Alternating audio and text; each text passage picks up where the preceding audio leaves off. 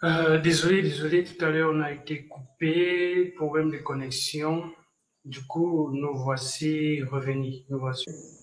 On va parler majoritairement de ce qui va se passer sur la blockchain Ethereum. Mais j'expliquais tantôt que la preuve du travail, c'est une preuve c'est une façon aujourd'hui qui est beaucoup d'énergivore et qui consomme beaucoup d'énergie, qui fait en sorte que plusieurs organismes sont contre les crypto-monnaies parce qu'ils défendent l'environnement. Donc, depuis plus de déjà beaucoup d'années, hein, on a émis les votes, on a demandé à Ethereum de passer à la preuve d'enjeu, chose qui a beaucoup tardé, chose qui n'est pas forcément passée en action quand ça a été créé.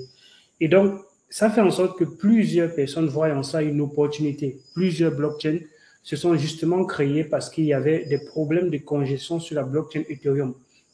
C'est la raison pour laquelle il y a eu beaucoup d'autres blockchains qui sont venus avec le narratif Ethereum Killer. Les transactions sont trop lourdes sur la blockchain, sont trop lentes sur la blockchain d'Ethereum. Donc, il faudrait migrer pour aller sur d'autres blockchains. Et c'est comme ça que les blockchains comme les Cardano ont commencé à exploser. Les blockchains comme Elrond, les Zilliqa, les Tezos, et tous ces blockchains avaient le même narratif, être les Ethereum Killer. Et aujourd'hui, qu'on est en train déjà de migrer et que on a permis déjà, on est en train de permettre le passage en la preuve d'enjeu sur la blockchain Ethereum, qu'est-ce que cela implique? Première chose, ça implique que plusieurs projets qui avaient quitté la blockchain Ethereum pourraient normalement revenir. On a vu les projets comme Avegoti qui ont quitté la blockchain d'Ethereum parce que ça devenait trop difficile pour les utilisateurs de continuer à participer au jeu sur ces blockchains-là. Vu que pour faire une transaction, il fallait dépenser beaucoup d'argent, ce n'est donc pas profitable pour déjà les petites économies. Et c'est la raison pour laquelle les blockchains comme la Binance Smart Chain ont beaucoup performé parce que les frais de transaction étaient très faibles. Et comme c'est très faible, ça donne donc la possibilité à des petits utilisateurs, les gens qui ont un petit portefeuille, de pouvoir justement faire les transactions et profiter de cette économie-là. Imaginez-vous quelqu'un qui a 20 dollars dans son portefeuille en Bitcoin et qui veut quitter du Bitcoin en USDT pour stabiliser. Sur la blockchain Ethereum, il ne pourrait pas. Parce que rien que les frais de transaction vont consommer tout son argent. Alors, ils ont commencé à migrer vers d'autres solutions. Vous avez vu arriver les blockchains comme la KCC, dans la blockchain de KuCoin, la KuCoin Share, avec les frais de transaction encore plus faibles que sur la Binance Smart Chain. Donc, chaque fois, le narratif était le même. C'est-à-dire, on réduit les frais de transaction, on réduit les frais de transaction. Mais en faisant ça, on a sacrifié plusieurs dilemmes de la blockchain. La blockchain fonctionne en termes de dilemmes. Il y a certains éléments à satisfaire dans un écosystème blockchain. Le premier, c'est la décentralisation, le dilemme de la décentralisation. Parce que plusieurs blockchains aujourd'hui ne sont pas décentralisées. La blockchain de Binance, par exemple, est hyper centralisée. Elle n'a que 20 validateurs autour de 40 parce qu'il y a une longue file de certains validateurs qui ne sont pas actifs. Et on peut donc regarder cela sur la Binance, sur le site de Binance Smart Chain, où il y a la liste des validateurs. Et donc, Trustwallet fait partie des validateurs de la Binance Smart Chain. Donc, c'est hyper centralisé. On a d'autres blockchains comme les blockchains de Ethereum qui sont aujourd'hui un peu controversés aussi parce qu'on les accuse d'être hyper centralisés vu qu'une majeure partie des Ethereum est détenue par des porteurs du projet, par la fondation, et de là, derrière, ils peuvent donc manipuler le prix de la crypto-monnaie ou bien prendre les décisions qui arrangent la fondation. C'est beaucoup plus ça dont on a peur avec la centralisation. S'il y a quelqu'un qui contrôle 15% du marché, c'est beaucoup. Ça veut dire que quand il y a un vote qui peut passer, il y a déjà 15% pour la personne qui émet les propositions. Donc, c'est déjà quand même assez centralisé. Donc, ça, c'est le premier dilemme qui est la décentralisation. Le deuxième dilemme, c'est la scalabilité. La scalabilité, c'est donner le potentiel à la blockchain d'être la même et d'exécuter les transactions aussi rapidement, même s'il y a un volume assez considérable de personnes qui viennent sur la blockchain. Et la scalabilité est donc un des gros problèmes aujourd'hui sur la blockchain Ethereum qui ont fait en sorte que d'autres personnes voient les opportunités de créer les couches 2 au-dessus de la blockchain d'Ethereum, ce qu'on appelle donc les L2. Il y en a beaucoup de L2. Il y a la L2 de Optimism, L2 de Matic, L2 de Booba. Il y a tellement de blockchains, il y a même Immutable X, ce sont les Layer 2 au-dessus de la blockchain Ethereum. Et tous ces deux Layer 2 ont tous les mêmes narratifs, les frais de transaction très faibles par ici et on donc, profite donc sur le dernier dilemme qui est la sécurité. La sécurité, c'est un dilemme assez fondamental qui va faire en sorte que plusieurs blockchains peuvent comme ça mourir ou bien faire des forks de temps en temps pour se séparer et créer des copies parce qu'il y aura des transactions qui seront fausses dans la blockchain. Donc du coup, les Layer 2 vont profiter de la sécurité qu'il y a sur la blockchain pour utiliser la blockchain de base pour mettre les transactions sur la blockchain de base et profiter de cette sécurité-là et maintenant mettre d'autres utilités au-dessus de la blockchain et en synchronisant les données toujours avec la couche du bas pour garder sur la sécurité qu'on a déjà et faire maintenant de l'autre côté la scalabilité. On a vu donc comment plusieurs projets NFT ont continué à se lancer sur la blockchain d'Ethereum, malgré que sur d'autres blockchains, c'était moins cher et qu'il y avait beaucoup de projets qui auraient pu se lancer sur les blockchains de Binance Smart Chain et d'autres blockchains. Mais on a profité, on a toujours choisi la blockchain d'Ethereum pour se lancer. On parle des CryptoPunks, on parle des Cool Cats, on parle des kitties, donc on parle comme ça, il y a tellement, on parle des Bored Ape Club, et tout ça, c'est au-dessus de la blockchain Ethereum. Pourquoi? Parce que la blockchain Ethereum a déjà un fait qu'on ne peut pas dénier, qu'on ne peut pas nier, qui est la sécurité. Et donc, plusieurs projets se sentent en sécurité encore de se lancer sur la blockchain Ethereum. Ça, c'est d'un. De deux, plusieurs blockchains, il y a beaucoup plus de liquidité sur la blockchain Ethereum par rapport à d'autres blockchains. Et on peut se poser la question de toute la liquidité qu'il y a sur la blockchain Ethereum. Est-ce que c'est parce que ces personnes utilisent réellement cela ou bien c'est parce que ces personnes ont quelque chose à l'intérieur et qu'ils voient que les frais de transaction sont assez élevés et du coup ne veulent plus sortir cela pour payer des frais pour aller dans d'autres blockchains. C'est une question qui revient quand même de temps en temps, mais il n'en demeure pas moins que sur la blockchain d'Ethereum, on a concentré la plus grande quantité de liquidité et c'est donc ce que les porteurs de projets recherchent, la liquidité, quand ils vont sur ces blockchains-là. Donc, quand on va migrer aujourd'hui, quand on va migrer le 17, le 19 septembre, probablement, parce que ça peut changer. Il peut y avoir des modifications. On peut faire un test, le dernier test qui va passer sur le réseau de Rinkeby. Si ça se passe bien sur le testnet c'est un endroit où on déploie d'abord la fonctionnalité qu'on a faite et on la teste maintenant pour voir si ça fonctionne bien. Si ça fonctionne bien, on va maintenant déployer cela sur le réseau principal qu'on appelle généralement le mainnet. Donc, le réseau principal, le mainnet. Et donc, on pourrait clairement repousser la date du 19 septembre. Mais qu'est-ce qui va se passer? Quelle est l'implication derrière? Première implication, les mineurs qui dorénavant n'auront plus la possibilité de miner de l'Ethereum parce que ce ne sera plus minable. Qu'est-ce que ces personnes vont faire? Ces personnes vont probablement retourner cette énergie-là sur d'autres crypto-monnaies qui sont en preuve de travail et qui nécessitent justement cette puissance-là.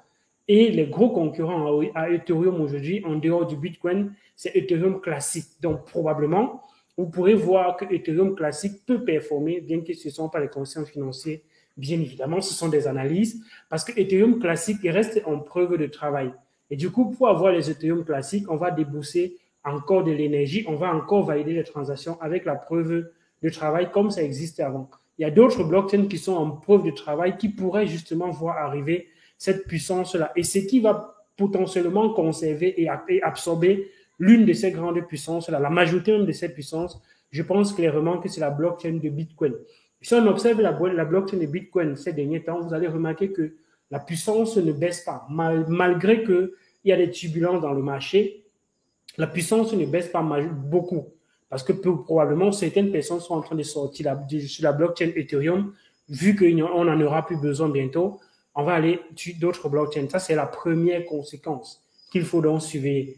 La deuxième conséquence, c'est que plein de projets pourraient revenir sur le réseau principal de Ethereum parce que probablement les frais de transaction seront réduits. Et comme les frais de transaction seront réduits, on peut donc avoir beaucoup de transactions sur la blockchain Ethereum.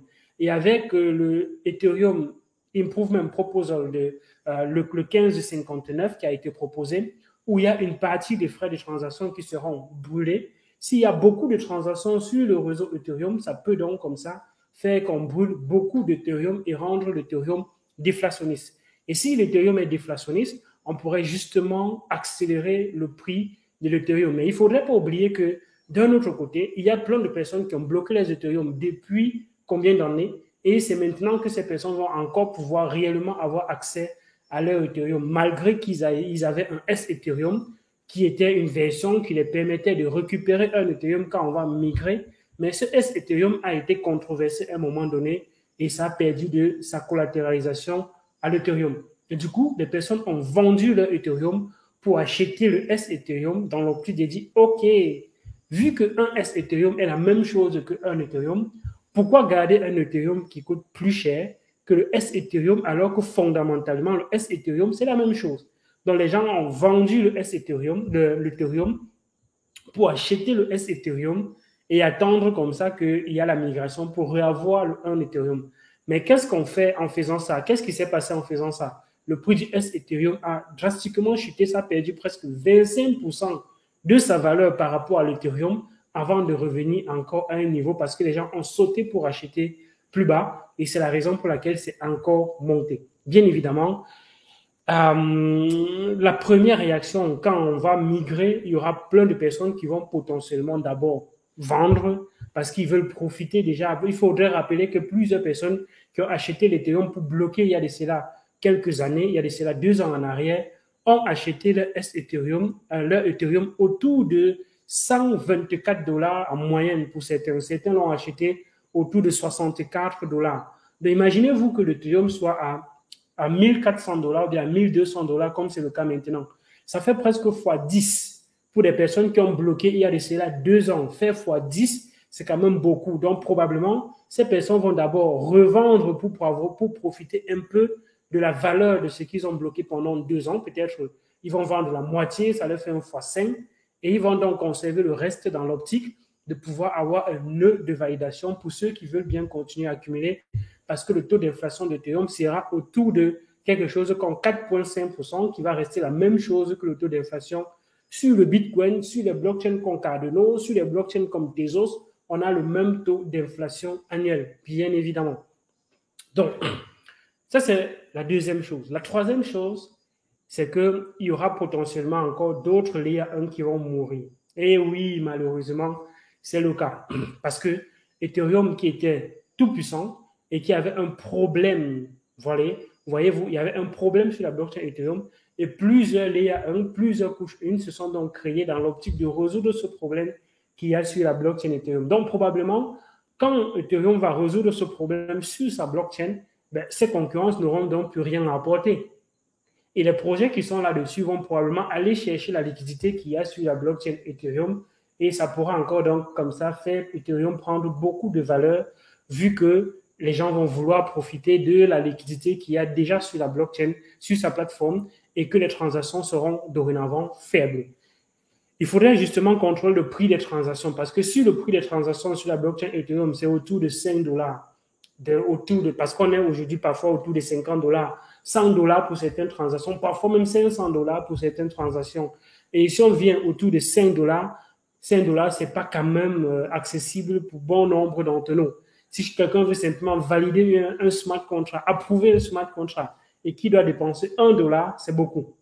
C'est beaucoup et ça pourrait justement encore donner la porte, ouvrir la porte à d'autres blockchains qui ont bien plus de liquidité. Et c'est pour ça qu'à ce moment-là, on va peut-être voir d'autres blockchains comme la Binance Smart Chain peut-être performer encore plus parce que certains vont mourir, mais d'autres vont quand même prendre la capitalisation qui va quitter d'autres blockchains pour arriver dans certains blockchains un peu plus sûrs d'une certaine façon.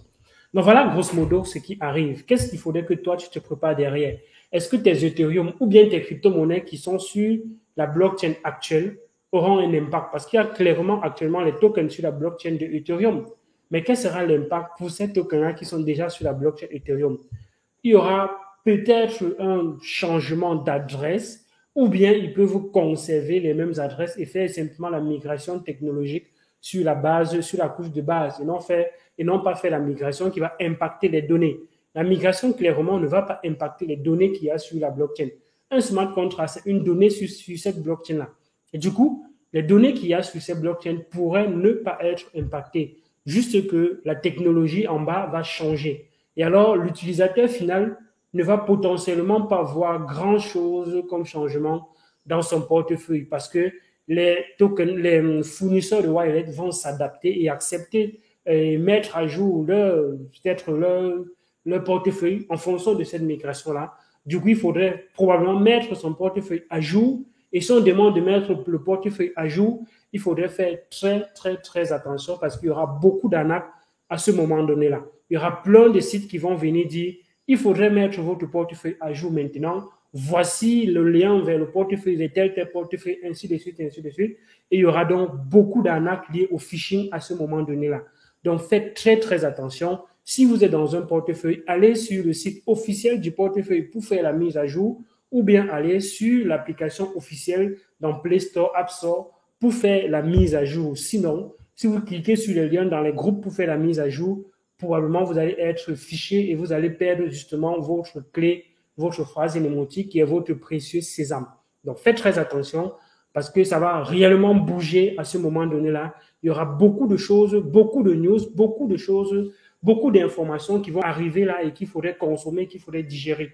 Du coup, il faudrait être très sélectif, ne pas forcément verser dans tout et n'importe quoi parce que plein de projets vont dire OK, il faudrait faire la mise à jour de notre token. Voici notre token avec la migration. On a fait une mise à jour et c'est comme ça que vous allez acheter les faux tokens ou bien vous allez comme ça donner votre portefeuille à ces prédateurs-là qui ne sont qu'à l'affût, justement. Donc, ça va clairement bouger beaucoup en septembre, en début septembre.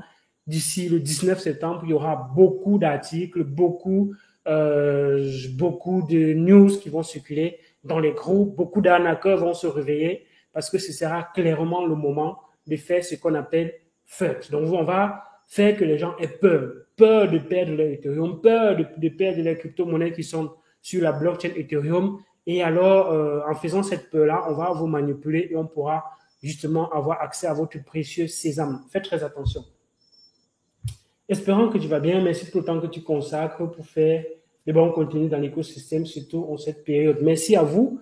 Merci à vous. Clairement, c'est vous qui me soutenez, c'est vous qui me donnez la force et l'énergie de faire ce que je fais. Si je fais les vidéos, personne n'écoute, personne ne regarde, personne ne m'encourage. Bien évidemment, je serai découragé. Mais comme vous êtes toujours là, vous likez les vidéos, vous partagez les vidéos, même comme certains ne le font pas. Mais clairement, ceux qui le font s'encouragent. Et je dis merci à toutes ces personnes. Nous sommes déjà 21 000 abonnés sur la chaîne. C'est déjà super cool. Et si tout le monde qui regardait les vidéos s'abonnait, ce qu'on est bien plus, ce qu'on est autour de 50 000 abonnés sur la chaîne. Donc, ceux qui regardent et qui ne s'abonnent pas, qu'est-ce que vous attendez? Abonnez-vous, likez les vidéos, partagez les vidéos et permettez à d'autres personnes de comprendre réellement ce qui se cache derrière la crypto-monnaie. Nous sommes de loin la meilleure communauté crypto-éducation francophone. Hein. Ne l'oubliez pas. Les contenus qu'on partage sur la chaîne sont des contenus de qualité qui vous montrent comment ça fonctionne dans les moindres détails. Comment est-ce que vous pouvez justement partir de cette vidéo pour développer une certaine expertise. Et ce sont donc des formations gratuites. À chaque vidéo qu'on fait, c'est comme une formation gratuite. Donc, apprenez au maximum parce que je suis clairement convaincu que c'est la prochaine révolution. Et cette prochaine révolution-là se fera avec nous. Nous sommes aujourd'hui au cœur, au centre de celle-ci. On n'a pas été au centre de d'autres, mais nous sommes au centre de celle-ci. On aura donc la pleine responsabilité pour les générations futures. Ils vont nous poser la question, qu'est-ce que vous aviez fait quand c'était là, quand c'était dans les tout débuts et que vous étiez au début? Qu'est-ce que vous avez fait? Est-ce que vous vous êtes seulement lancé pour acheter la crypto-monnaie alors qu'il y avait d'autres choses? Non, il y a bien d'autres choses en dehors de la crypto-monnaie et c'est ce qu'on évoque souvent sur la chaîne. On parle des oracles, on parle de comment est-ce que la blockchain fonctionne, les algorithmes pour valider les transactions, pour approuver les transactions. En quoi est-ce que c'est utile, la preuve de travail, en quoi est-ce que c'est utile? Premièrement, ça va pousser les personnes à conserver encore leur Ethereum. Ils ne vont pas les vendre. Ils vont le conserver parce que simplement en conservant l'Ethereum, vous pouvez justement générer des revenus passifs avec. Vous pouvez déléguer cela chez un validateur et valider les transactions et ça vous donne un revenu passif. Alors qu'avant, pour pouvoir avoir les revenus sur l'Ethereum que vous avez, vous devez déposer cela sur une plateforme de finances décentralisée. Or, maintenant, ce n'est plus le cas.